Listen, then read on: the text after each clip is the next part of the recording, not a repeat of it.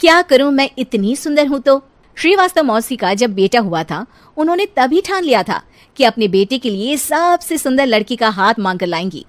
श्रीवास्तव मौसी को भी बचपन से हीरोइन बन के रहने का बड़ा शौक था, तो बहू भी उनको हीरोइन जैसी ही चाहिए थी। एक दिन उन्होंने मिस गाजियाबाद डिम्पल से उसकी शादी करवा दी।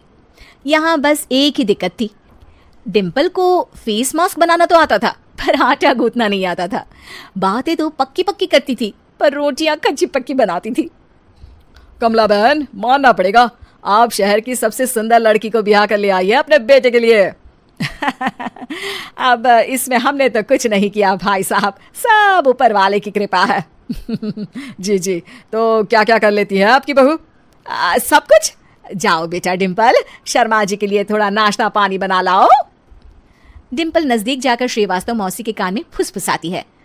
मम्मी जी, नाश्ता बनाना तो नहीं आता, सिर्फ पानी ले आओ। अरे बेटा, तुझे देखने कितने लोग आए हैं, इन सबको पानी पिलाने का ही इरादा है क्या? सुंदर हूँ इसलिए देखने आए हैं। क्या करूँ, मैं इतनी सुंदर हूँ तो अभी बताओ ना, क्या करूँ मैं? अरे बेटा, कुछ मत कर, खाना बनाना सीख ले बस। श्रीवास्तव मौसी के लिस्ट में सुंदरता सबसे ऊपर आती थी और उन्हें उसी का फल मिला। उनके बेटे अशोक ने एक दिन माँ से शिकायत की। माँ, कैसी बहू ढूंढ कर लाई हो? मैं शाम को थक हार कर घर लौटता हूँ तो मुझे कहती है, आज पेडिक्योर करना है, करवा दोगे? अरे जबकि दिन भर काम करके पाँव मेरे थके थे। अरे बेटा ठीक है ना, धीरे धीरे सीख जाएगी। अरे क्या सीख जाएगी माँ, उससे कुछ भी नहीं आता।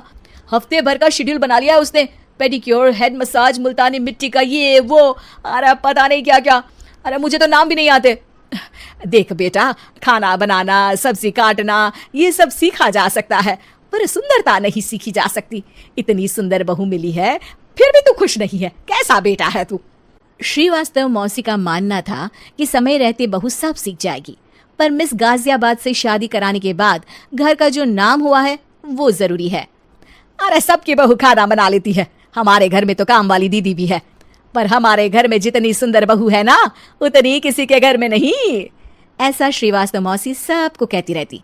फिर एक दिन वो हो गया जो नहीं होना चाहिए था, डिम्पल को पिंपल हो गया। डिम्पल घर में छुपी बैठी थी, पर ऐसी खबर छिपती कहाँ है। शर्मा जी घर में अपने बेटी की शादी का न्योता देने आए तो उन्होंने पूछ लिया, अरे आज आपकी बहू नहीं दिख रही? हाँ, वो ना थोड़ा काम में बिजी है, आती ही होगी। और इतने में डिम्पल सही में किसी काम से वहां आ जाती है। बस शर्मा जी की नजर पड़ जाती है डिम्पल के पिंपल पर, जो उन्हें चांद पे दाग जैसा लगता है।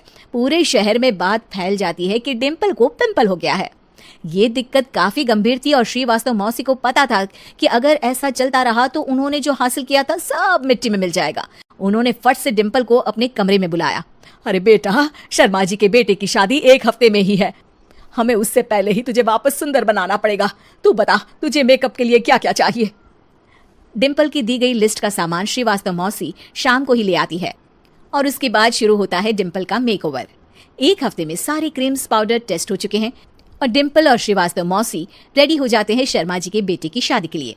शादी के दिन डिम्पल बहुत सुंदर लग रही थी। श्रीवास्तव मौसी को उम्मीद थी कि बस अब तो हर जगह वो और डिम्पल ही छाए रहेंगे, चाहे शादी किसी की भी हो।